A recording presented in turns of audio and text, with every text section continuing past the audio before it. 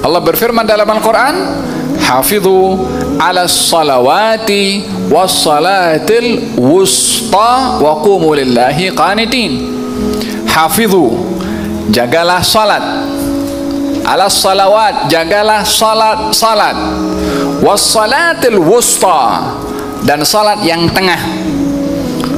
Maka salat yang tengah ini ada dua pandangan. Yang pertama, ianya adalah merupakan salat asar, dan ini ramai jumhur ahli tafsir mengatakan salat wusta yang dimaksudkan dalam ayat ini adalah salat asar. Pandangan yang kedua, salat itu salat subuh, disebabkan oleh karena akhir ayat itu Allah berfirman wa qumu lillahi qanitin, dan salatlah kamu karena Allah qanitin. Qanitin diartikan satu, maksudnya khusyuk. Yang kedua, qanitin diartikan qunut. Sementara qunut ada di dalam salat subuh dalam mazhab kita Imam Syafi'i.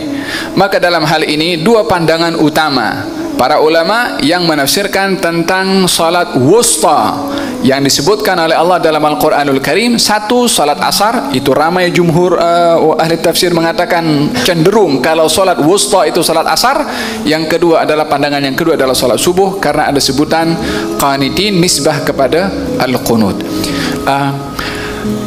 Allah sudah menyebutkan hafidhu ala salawat, jagalah salat. Kemudian wassalatul wusta, dan salat asar.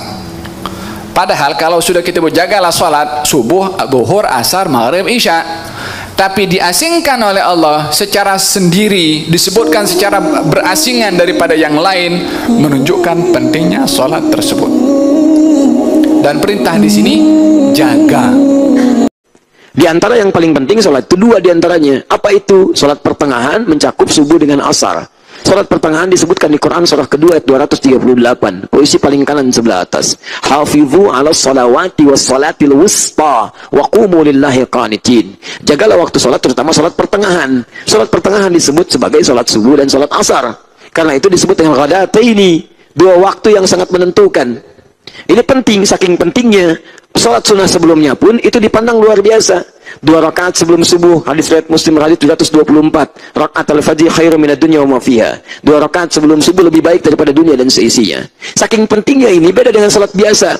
Ada malaikat yang diperintahkan oleh Allah naik turun berganti. Ada malaikat pagi, ada malaikat sore, sip-sipan begitu. Ada pagi dan sore, pagi sore. Kemudian mereka berkumpul di mana malaikat-malaikat itu? Di tempat-tempat sholat. Jadi kalau sholat asar itu malaikat menyaksikan semuanya, berkumpul di situ. Yata'aqabuna, bergonta-ganti mereka, tidak ada hentinya, dan berkumpul fi sholati subhi, di salat subuh wa sholatil asri. Dan mereka itu berkumpul di tempat-tempat melakukan salat subuh, salat asar. Kalau sudah selesai sholat pergi, kalau waktu sholat pergi.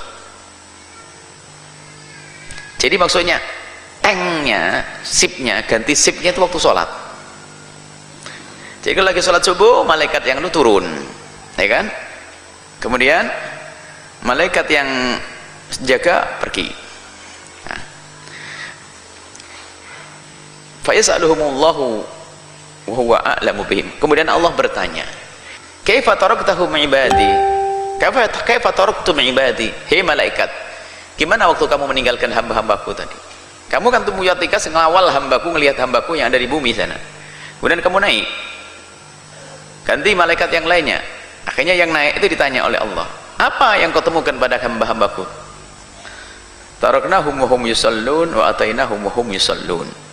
Waktu aku datang mereka sholat, waktu kami pergi mereka juga sholat. Sholat terus. Nah ini sholat isya, asarnya sholat, subuhnya sholat. Dan ini dilaporkan kepada Allah. Dan inilah yang menjadi sebab semakin besar pahalanya, disaksikan oleh malaikat-malaikat dan dilaporkan kepada Allah. Allah sudah tahu, cuman laporan itu adalah bukan karena memberitahu Allah, bukan tugasnya malaikat.